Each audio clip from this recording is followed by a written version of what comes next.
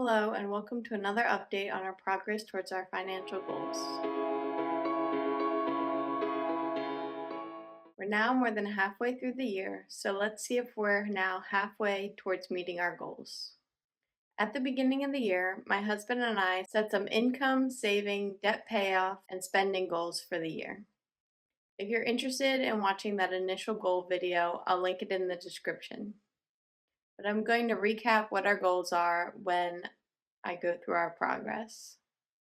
Let me know in the comments if you've set any goals for yourself this year and if you're on track to meet them. For starters, my husband and I are in our 30s and we have a 9-month-old daughter.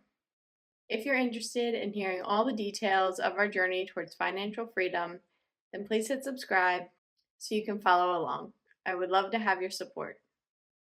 I make these videos to hold myself accountable, but I really love the encouraging community that we have here. So our first goal is for our income.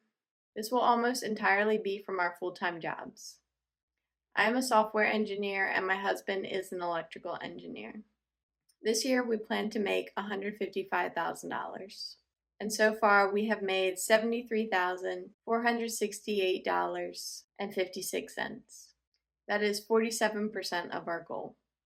This is just shy of where we should be, and that is because for the first quarter of the year, I took some unpaid maternity leave. Our income should be catching up to being on track soon, and we may even exceed our goal since I got a tiny raise mid-July.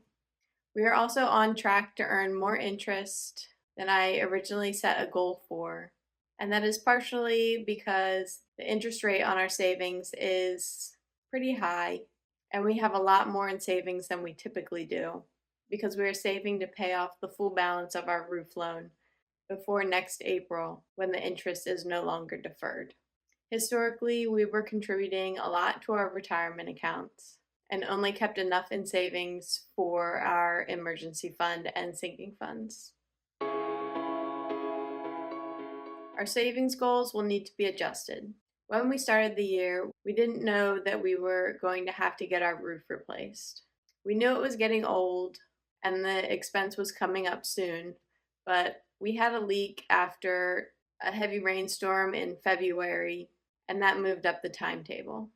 We weren't expecting it to be as expensive as it was either. We were planning to save $25,000 this year for future home repairs, but the roof repair cost $44,000, and we need to pay it by next April. That gives us just 3 months after the end of the year to have all of the money. So our updated roof savings goal should be $33,000 by the end of the year, but I would be more comfortable with having the full amount sooner than April. As I briefly alluded to before, we had to decrease our retirement savings in order to increase our roof savings. We also had an additional expense come up that I didn't budget for at the beginning of the year, but we'll get into that in a bit.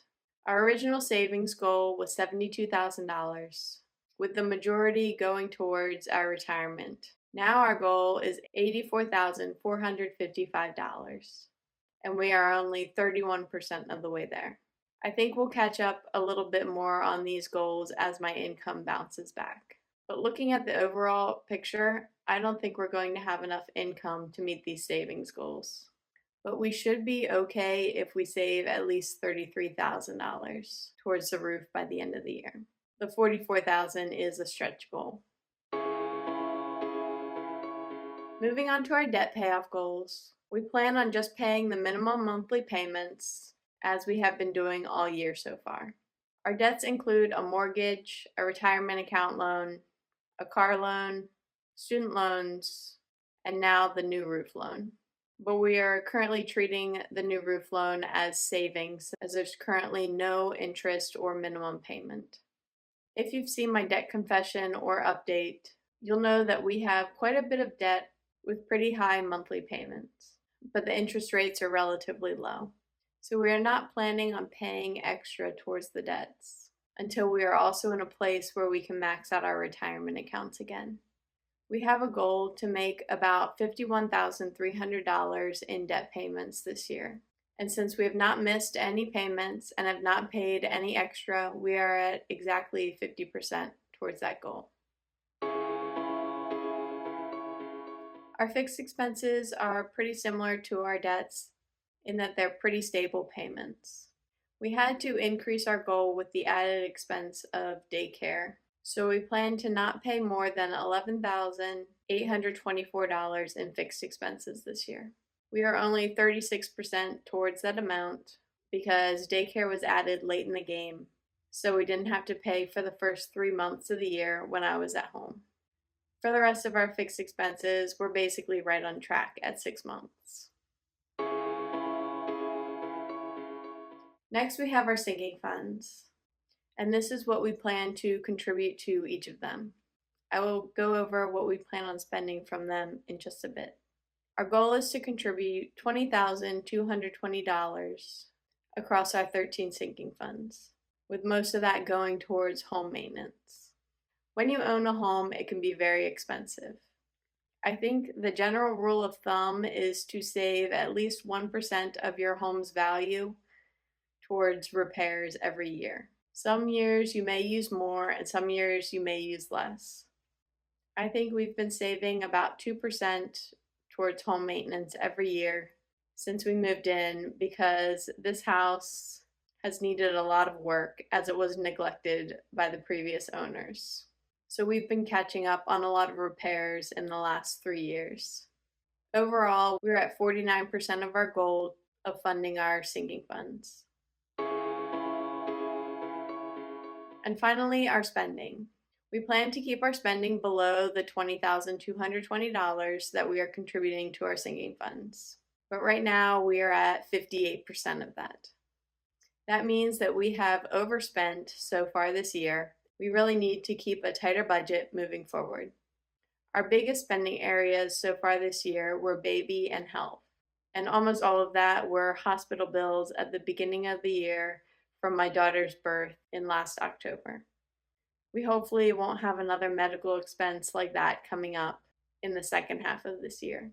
Most of our other categories are on track or below, and I'm pretty proud of that. So as you can see, we're mostly on track towards meeting our goals. I love doing these check-ins as they give me encouragement when I see that I'm on track towards our goals. I can also get a nice overview of where I need to improve in my spending. It is nice to see that we're catching up on our income goal and right on track for our debt payoff. I encourage everyone to set some financial goals that you think are attainable and track your progress towards them. Maybe set little milestones with small celebrations when you meet them to keep you motivated. If you want to save up a 3-month emergency fund, then plan out how much you want to save each week, each paycheck, or each month to help you reach that goal. When you reach that milestone, then make a small treat or do a fun activity to celebrate. You can do this for paying off debt as well. I'm motivated by seeing my savings balances go up and my debt balances go down.